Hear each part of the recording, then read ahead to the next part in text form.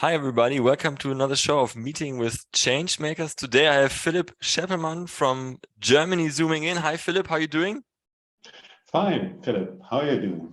I'm fine. I'm happy to finally meet you again. I know Philipp from actually a quite famous institution, Wuppertal Institute for Climate and Environment. Quite famous when it comes to policy advising and recommending on climate change long time ago. And this is also the reason why I invited Philipp today to share his long experience in circular economy, climate change, and especially the Green Deal.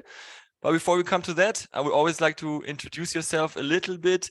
Maybe tell us, how did you come to the Wuppertal Institute so long ago, talking about climate change? What brought you to work in the field of sustainability?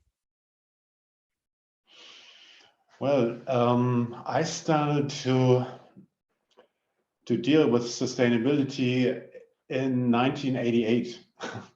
So that was 1 year after the Brundtland Report was published, and I was active in a youth network, and that network we try to talk about sustainability, get people interested, and that was an international network in Europe where we especially also tried to spread the news about sustainable development in the East European countries.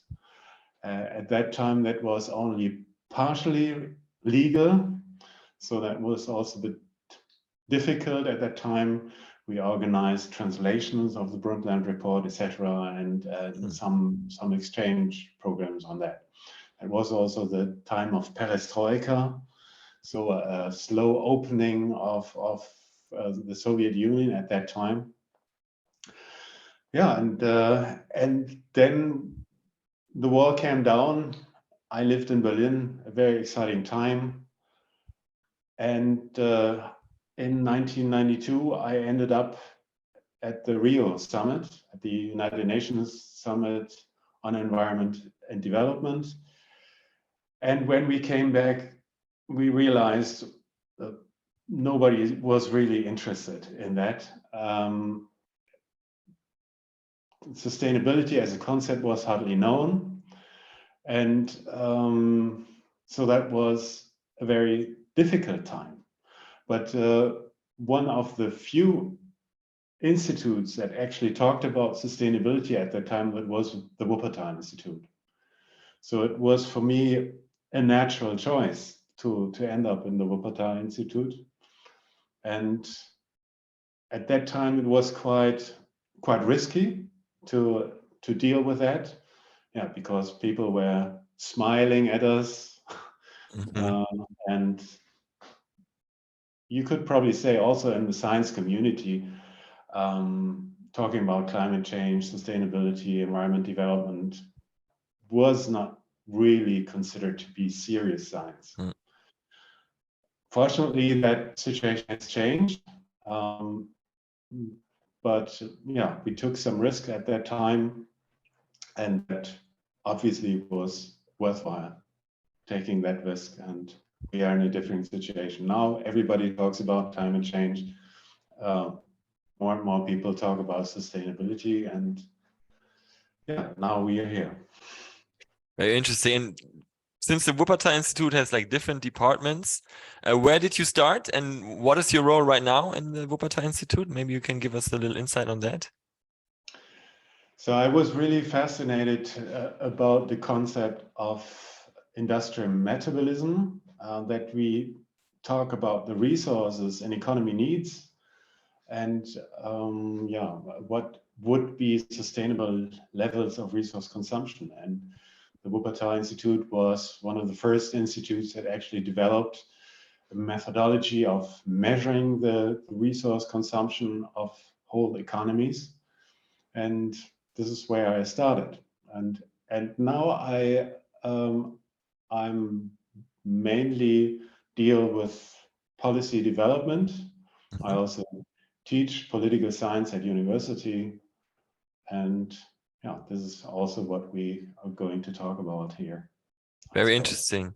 Now, for me, it's very curious to hear that you already named it metabolism. Now, who has the idea to transfer that idea of a biological function to the economy. No, this is basically the start of circular economy. No, because now that everybody's talking, for example, about circular economy, how it's inspired by nature, for me, this is a clear sign that those were the first stones basically in the whole way paving circular economy. Would you agree? Yeah, I mean, we're talking the early 90s. So at that time, people were mainly talking about end of the pipe environmental protection. So environmental policy was mainly about trying to reduce very specific substances, dioxins, SO2, and so on. So it was a completely new perception, not to talk about nanograms, but to talk about the megatons that are consumed by an economy. And that really fascinated me, that there was an understanding that not only the toxic, but also the non-toxic, the normal consumption of resources is not sustainable. And yeah, the Wuppertal Institute was one of the few places in the world where that level of insight was already reached. Very interesting. So then now let's make a time jump, basically almost 20 years into the future, referring to the recent article. Or let's jump another 20 years, almost going to the current Green Deal discussion. This is why I had also been curious about your article that has been written, 2009. So this is quite a long time ago. And you already talked about the Green New Deal, and now people talk about it everywhere almost. So how did that come that you already back in the days together with colleagues, I assume we're talking about the Green New Deal, and how the transition to now, how do you see it? And maybe you can give us some insights on the article itself. Yeah. We were approached by the Green European Foundation to develop a concept for a Green New Deal for Europe. And that's what the study of 2009 was called, a Green New Deal for Europe towards green modernization in the face of crisis. Mm-hmm. And we talk about the time of the financial crisis. So, and during that time, a number of governments around the world developed economic stimulus programs. And surprisingly, most of these stimulus programs had green elements in it. So there were trillions of euros spent to revitalize the economies around the world, and hundreds of billions euros were spent for ecological modernization. So that was extremely fascinating to compare these different spending mechanisms, and and at that time the idea of a Green New Deal emerged all around the world. Mm-hmm. And therefore I thought, well, given the current discussion about the American and the European Green Deal, it might be worthwhile to sort of stock take on a debate on the Green New Deal and try to find out what we have learned and maybe what we also missed out. Mm-hmm, mm-hmm. And in your opinion, why did it take 10 years, basically from 2009 to 2019, where the big news was there that von der Leyen announced trillions will go into a circular economy, a Green New Deal for Europe? What has been done in the 10 years? Why did it take so long? And maybe one might ask critically. And what's the current state of the art around the Green New Deal? How would you compare the current version with what you recommended back in the days? Is it still coherent, or is it in a completely different direction? So maybe so we can get a feeling what has happened and what's going on now. Yeah, the article that I had recently published is called "Towards a Green New Deal: Lessons After a Lost Decade." Mm-hmm. And this is summarizes a bit what I think has happened. Surprisingly, after this first wave of green deals around the world, nothing much has happened. So from a policy design perspective, that was the last decade because governments around the world spent lots of money, billions of euros, on ecological modernization, but there was no place where a policy learning took place. So there are actually very few lessons that we have learned or that we can learn from the past in order to improve policymaking for the future. And this is maybe also an explanation why we are currently in a situation where we try to solve the climate crisis, a problem of the 21st century, with recipes from the 20th century. Basically by understanding green modernization as a project which can be approached with nationalistic approaches, with unilateral approaches, and by competition. But this is probably not an adequate response to a planetary crisis. And by that, I assume that's what you're also referring to, that maybe that's an emergent trade war between Europe and other nations, maybe even specifically talking about the USA, you mentioning also in your publication or what you wrote about. So maybe we can talk about that for a moment, the pros and cons of maybe influencing trade by these economic modernization programs, because thinking about the circular economy now, what I understand that Europe wants to prohibit, let's say, non-circular goods, if you want to call them that way, come into Europe one day. It's not there yet, but this will be the future most likely, no? And giving this into respect, somebody would say, this is a good thing. No, but then talking from a trade perspective, trade war perspective, maybe it's a bad thing. Maybe you can tell us a little bit your standpoint and explain a little bit the pros and cons of this approach, that this unilateral approaches that you were just mentioning. Yeah, the Biden administration had passed the Inflation Reduction Act, and the Inflation Reduction Act is mainly the core of that is a Green New Deal. But he couldn't call it Green New Deal for political reasons, so Inflation Reduction Act. And so the approach that the Biden administration has taken is an America First approach. By saying, okay, if you want to buy an electric vehicle, it has to be produced in the US. And you only get tax reductions and subsidies if you buy American. Of course, the European Union didn't like that very much. And so we had the French and the German Minister of Economic Affairs in Washington trying to reduce the damage that has been done.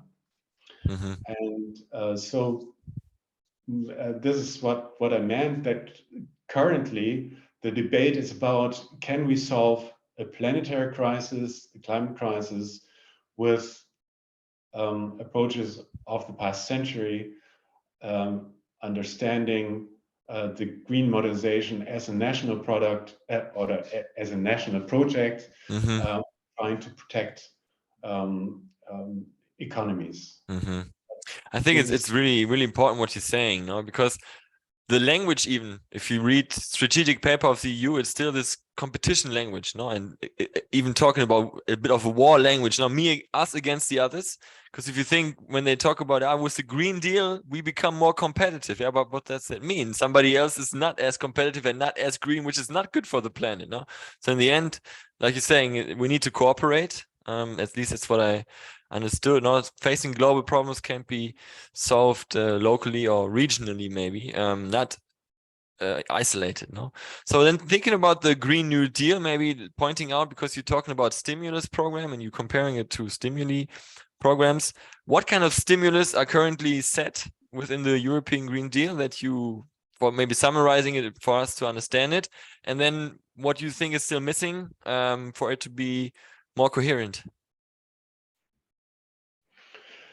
Yeah, at the moment, the European Green Deal is designed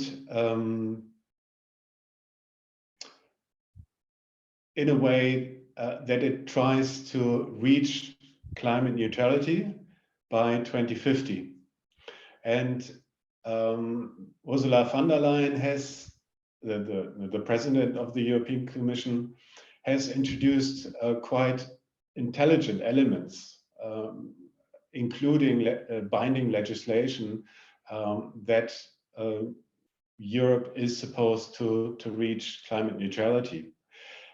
But what has to be seen that most likely not only the Europeans, but also the US Americans will probably miserably fail to reach their targets, or to reach targets that are compatible with the Paris Agreement, so the famous 1.5 degrees target.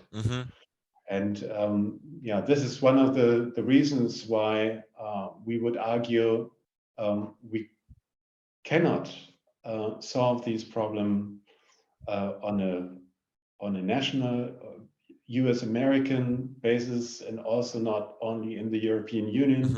Also China will fail, but we should probably promote something like policy learning, that we can learn from the Chinese, for example, when it comes to the production of solar panels. Also, when it comes to strategic resource policies, there are quite some advanced policies that are not being implemented in China. In the US, there are also very progressive elements of the American Inflation Reduction Act.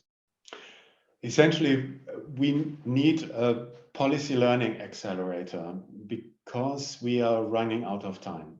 There are only 23 years to reach climate neutrality, and that is a very little time, and it is extremely demanding, not only for the US, also for Europe and China, and it makes a lot of sense from the scientific perspective to accelerate policy learning.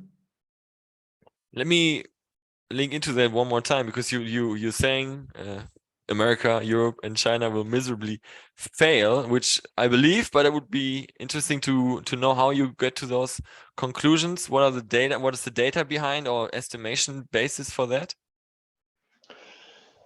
Well, fortunately, democracies like the Federal Republic of Germany, but also in the European Union, there are statistical services that track the progress that we are making. That is publicly available information. In the connection of the German climate law, for example, we have an expert group that publishes reports every 2 years, and they clearly say that it's at the moment it's not very likely that we can reach our targets if we continue business as usual. So then back to your solution, no? When you talk about like policy accelerating or policy learning accelerating, how can we actually imagine that happening, and what can I understand under it, or what does it mean really? Yeah, currently we have a very mixed picture. On the one hand, ecological modernization has moved from its niche towards the core of policymaking in Europe, in Germany, etc. But obviously, we are lacking clever institutions that monitor economic modernization policies, and therefore we have to create these kind of institutions where an evidence-based learning can take place. I mean, a good example is the current situation.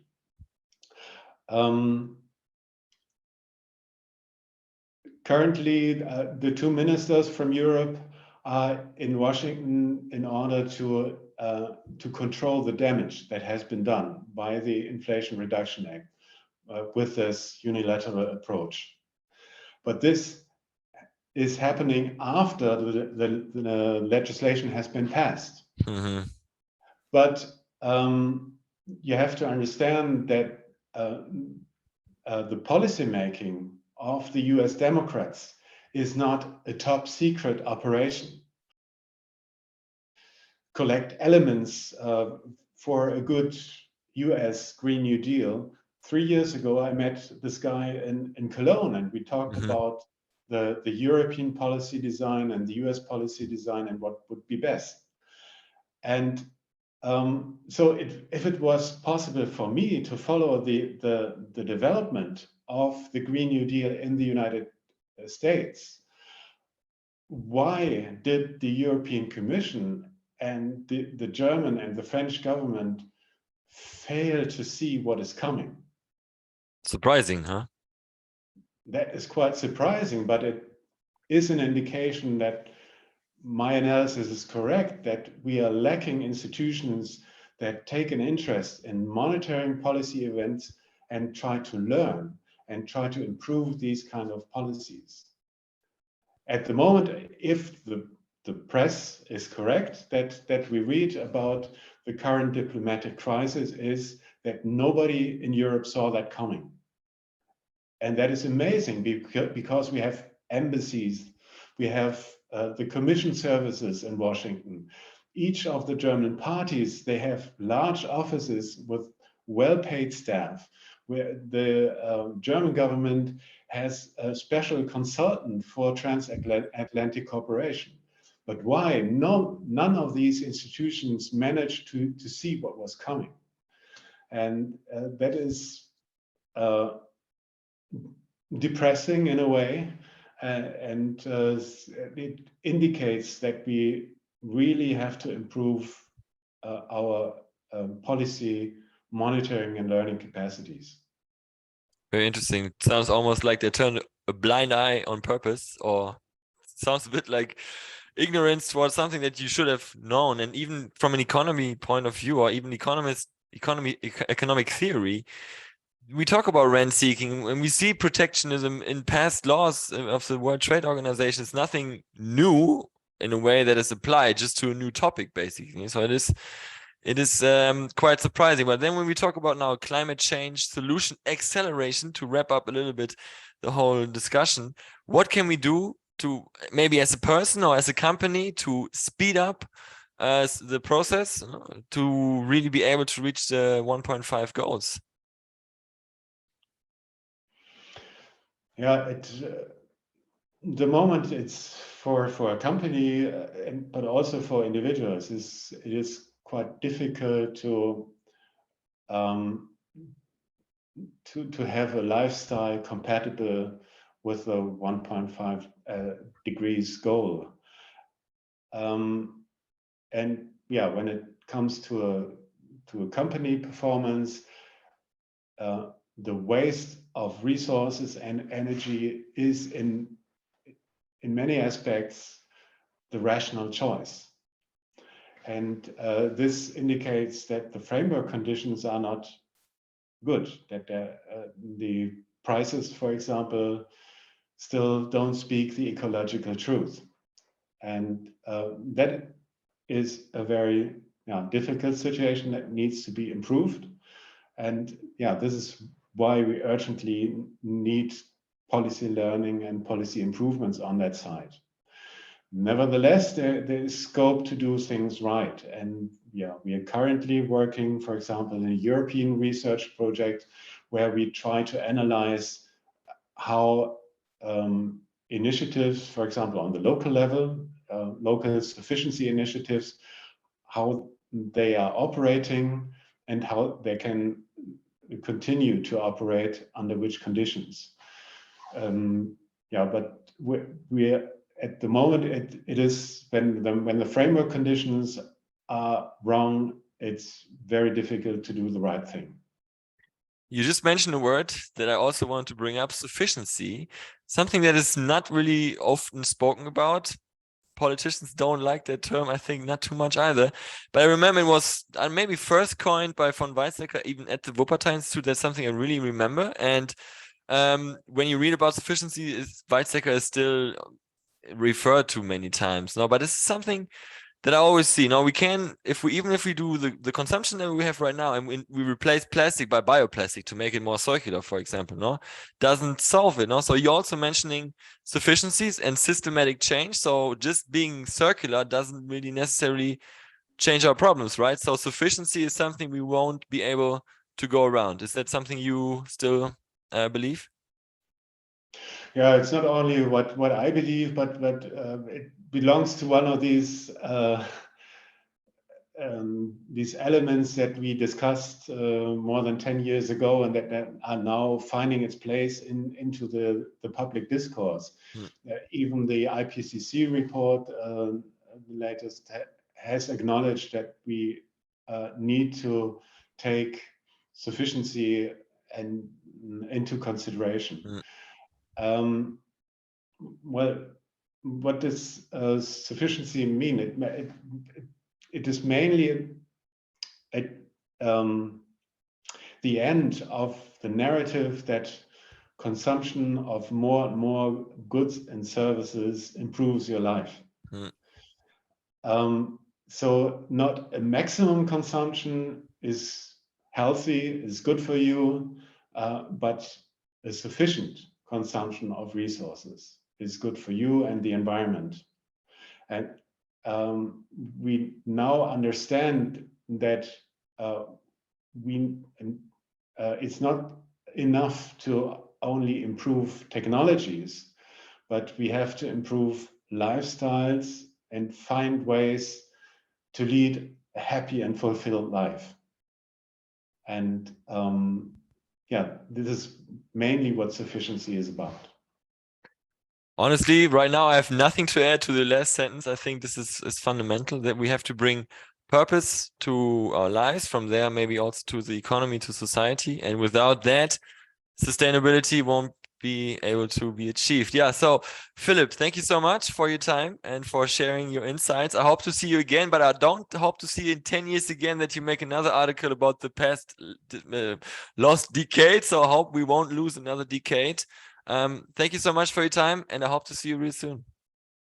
Thank you, Philip. Have a nice day. Bye. Bye.